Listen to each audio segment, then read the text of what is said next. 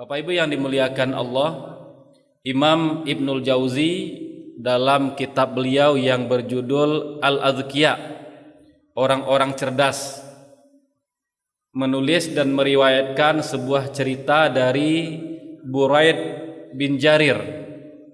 Buraid dalam ceritanya menuturkan, di zaman kekhilafahan Umar bin Khattab, Umar memanggil Jarir. Jarir adalah ayah dari Buraid. Buraid menceritakan, di zaman kekhilafahan Umar, ayahnya yang bernama Jarir dipanggil oleh Umar. Umar mengatakan kepada Jarir, "Wahai Jarir, di daerah Irak musuh sudah bersiap-siap untuk menyerang. Mereka sudah berkumpul untuk menyerang. Maka saya perintahkan engkau," kata Umar, "untuk bersiap-siap menghadang mereka. Kumpulkan pasukan engkau, berangkat dan hadapi mereka." Maka Jarir pun berangkat melaksanakan perintah dan titah dari Umar. Berangkat dan terjadilah peperangan. Sebelum berangkat perang tadi, satu lagi pesan Umar kepada Jarir, "Wahai Jarir, jika nanti engkau berhasil menang, maka apapun harta rampasan perang yang engkau dapatkan, seperempatnya menjadi jatah engkau." Ini kata Umar, berangkat perang, jika nanti menang, seperempat dari rampasan perang menjadi jatah engkau. Jarir berangkat dan menang. Ketika menang dan berhasil mendapatkan rampasan perang, maka Jarir mengatakan, "Seperempat ini adalah bahagian untuk saya." Karena beliau diiming-imingi, dijanjikan seperempat rampasan perang ketika akan berangkat perang. Ketika hal ini sampai kepada Sa'ad bin Abi Waqqas, Sa'ad pun mengirim surat kepada Umar mengadukan klaim yang disampaikan oleh Jarir kalau jatahnya seperempat rampasan perang. Sa'ad berkirim surat kepada Umar menanyakan, benarkah Umar pernah menjanjikan seperempat dari harta rampasan perang menjadi bahagian, menjadi jatah untuk Jarir? Umar baca surat, Umar mengirim surat balasan kepada Sa'ad. Adapun isi surat balasan yang ditulis oleh Umar seperti ini: "Benar apa yang disampaikan oleh Jarir. Ketika akan berangkat perang, saya menjanjikan seperempat rampasan perang menjadi jatah, menjadi bahagian untuk Jarir. Namun wahai Sa'ad, tolong engkau sampaikan kepada Jarir, katakan kepada dia, wahai Jarir, jika engkau berperang untuk mengejar atau untuk mengumpulkan rampasan perang, silahkan ambil seperempat rampasan perang untuk engkau. Tetapi jika engkau wahai Jarir berperang untuk memperjuangkan agama Allah, untuk meninggikan kalimat Allah, maka engkau hanyalah salah seorang di antara bahagian umat Islam. Maka jatah engkau sama dengan umat Islam yang lainnya." Surat sampai ke Sa'ad, diperlihatkan kepada Jarir. Ini isi surat balasan dari Umar bin Khattab.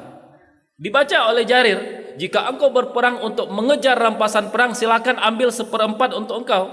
Tetapi jika engkau berperang untuk menegakkan kalimat Allah, untuk memperjuangkan agama, engkau hanyalah salah seorang di antara bahagian umat Islam." Membaca itu apa kata Jarir? Benar apa yang disampaikan oleh Umar, benar apa yang disampaikan oleh Amirul Mukminin. Saya hanyalah salah seorang di antara bahagian umat Islam. Saya lepaskan yang seperempat tadi, kata beliau. Kaum muslimin, kaum muslimat, jamaah sholat zuhur yang dimuliakan Allah, banyak pelajaran berharga yang bisa kita ambil dari peristiwa ini. Yang pertama, Umar sebagai seorang pemimpin, beliau benar-benar mengerti dan paham karakter setiap orang yang dipimpinnya. Kita lihat, akan berangkat perang, Umar iming-imingi Jarir dengan seperempat jatah dari rampasan perang. Ketika rampasan perang sudah didapatkan, Umar mengingatkan, wahai Jarir, kalau engkau hanyalah salah seorang di antara bahagian umat Islam, wahai Jarir, engkau berperang ingin mengejar dunia atau ingin mengejar pahala? Umar sangat mengerti kepribadian seorang Jarir. Jarir bisa dimotivasi, segera akan melakukan ketika diperintahkan. Dan Jarir juga seorang yang mudah untuk dinasihati, mudah diingatkan untuk kembali kepada kebenaran. maka dinasihati oleh Umar. Di sini kita juga bisa melihat bahwa seorang pemimpin yang mengerti tentang arti kepemimpinan, dia tidak hanya akan menyuruh orang yang dipimpin, dia tidak hanya akan mengejar target dari orang yang dipimpin. Seorang pemimpin yang mengerti tentang kepemimpinan, dia juga tahu tugas seorang pemimpin adalah pembimbing moral, mengarahkan, meluruskan kesalahan, mengingatkan untuk kembali ke rel. Ini yang dilakukan oleh Umar. Ingat wahai Jarir, kita berperang bukan untuk mengejar rampasan perang, kita berperang untuk mengejar ridho dari Allah. Ini luar biasanya Umar bin Khattab. Dan hal ketiga yang kita lihat sangat positif dari Umar bin Khattab, beliau sebagai seorang pemimpin sangat bertanggung jawab dan sangat adil. Di mana kita lihat beliau sebagai seorang yang sangat bertanggung jawab.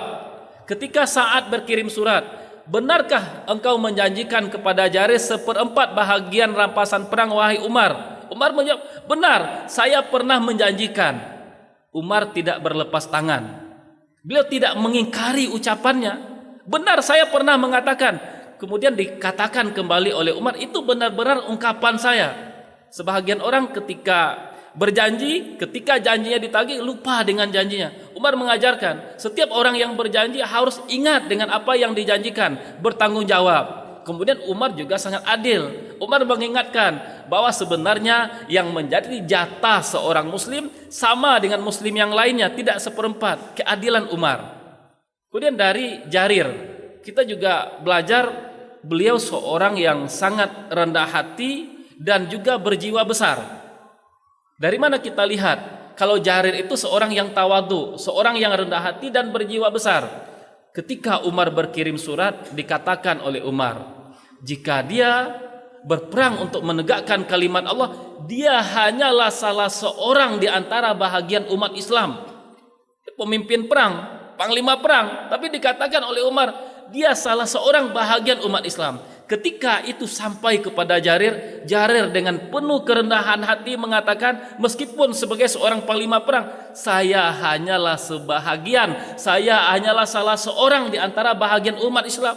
Kerendahan hati yang luar biasa. Padahal baru saja meraih prestasi yang besar, mengalahkan musuh, bisa mendapatkan harta rampasan perang yang banyak. Namun kerendahan hatinya membuat beliau juga berjiwa besar. Bagaimana jiwa besarnya? Jatah yang sudah dijanjikan untuk beliau, beliau lepaskan.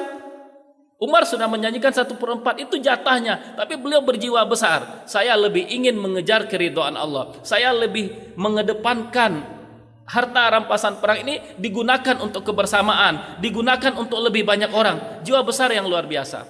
Kaum muslimin, kaum muslimat yang dimuliakan oleh Allah.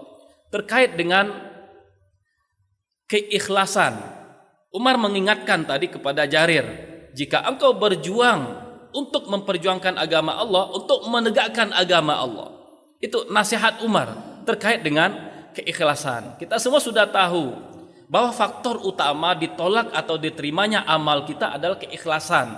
Ikhlas, amal diterima oleh Allah. Tidak ikhlas, amal tidak akan diterima oleh Allah. Kita hafal semua hadisnya. Innamal a'malu binniyat. Amal itu tergantung kepada niat.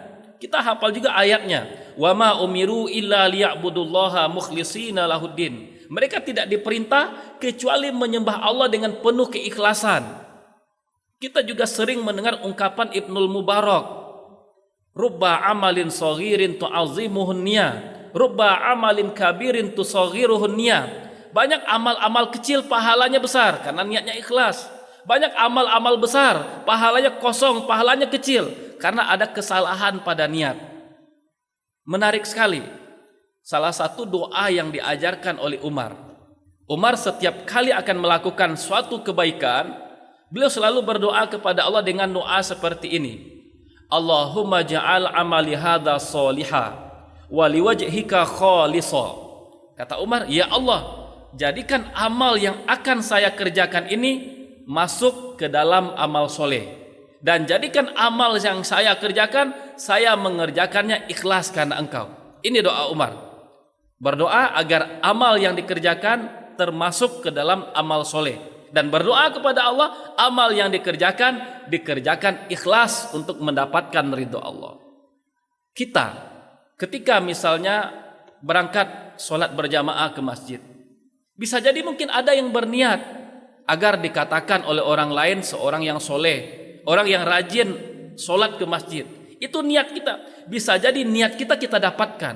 Orang memuji kita, kita dipandang sebagai seorang orang soleh. Tapi kita harus ingat, amal yang akan dicatat oleh malaikat, sholat yang akan dicatat oleh malaikat, langkah kaki yang akan dicatat oleh malaikat, langkah kaki dan sholat yang diniatkan untuk mendapat ridho Allah. Bisa saja kita bersedekah, kita berinfak, kita niatkan agar dipuji, agar dikatakan dermawan oleh orang lain. Dan bisa jadi kita akan dapatkan orang memuji kita, orang menyebut-nyebut kita sebagai seorang dermawan. Tetapi kita ingat lagi, pahalanya hanya diperuntukkan bagi mereka yang ikhlas dalam bersedekah, dalam berdakwah di media sosial, menyebarkan postingan-postingan keagamaan. Kita bela agama. Jika niatnya ingin dikatakan oleh orang kita punya wawasan, kita religius, bisa jadi kita dapatkan. Tapi kita ingat lagi, yang akan dicatat oleh malaikat, yang akan diberikan pahala mereka yang ikhlas dalam memposting. Bukan ingin dikatakan berwawasan, bukan ingin dikatakan religius, tapi benar-benar ingin menyebarkan kebaikan. Terakhir kita tentu ingat semua, Abdullah bin Ubay bin Salul. Abdullah bin Ubay bin Salul solat berjamaah selalu bersama Nabi di Masjid Nabawi. Bahkan tidak jarang berada di saf pertama, langsung di belakang Nabi. Tapi kita tahu semua, kita ingat semua bahwa di akhirat nanti Abdullah bin Ubay bin Salul tempatnya di dasar neraka, di kerak-kerak neraka. Masalahnya di mana? Abdullah bin Ubay bin Salul punya niat yang rusak, sujudnya penuh dengan kemunafikan. Solat di belakang Nabi, tapi niatnya rusak. Sujud bersama Nabi, sujudnya penuh dengan kemunafikan. Maka tidak salah kaum muslimin, kaum muslimat, kita ulang-ulang setiap beramal membaca doa yang tadi diajarkan oleh Umar. Ya Allah, jadikan amal yang saya lakukan termasuk ke dalam amal soleh, dan jadikan niat saya dalam mengerjakannya penuh dengan keikhlasan untuk mendapatkan ridho Engkau. Barangkali ini yang bisa kita sampaikan. Semoga bermanfaat bagi kita bersama. Terlebih dan terkurang mohon maaf. Wassalamualaikum warahmatullahi wabarakatuh.